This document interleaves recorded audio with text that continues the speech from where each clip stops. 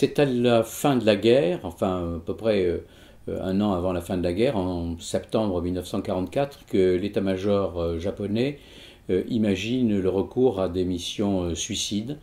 Il imagine ces missions, d'une part évidemment pour faire du mal à l'adversaire le plus possible,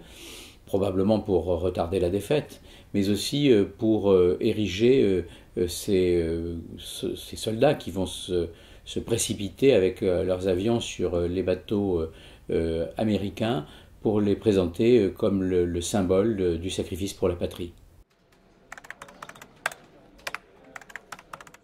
Contrairement à ce qu'on pourrait penser, les kamikazes ne sont pas des fanatiques écervelés, ce ne sont pas non plus des gens que l'on a pour la plupart obligés totalement à faire ce genre de mission. Ce sont des gens qui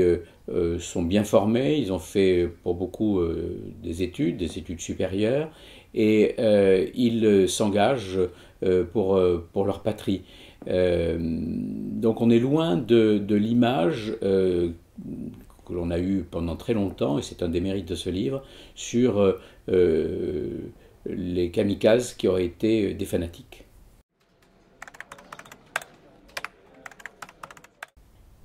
Cette question se pose en général à propos de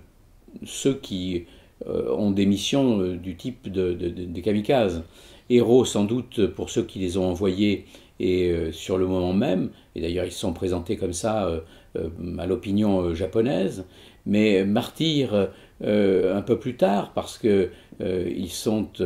sacrifiés à la cause, mais en réalité il s'agit plutôt de victimes puisque leur sacrifice a été totalement inutile.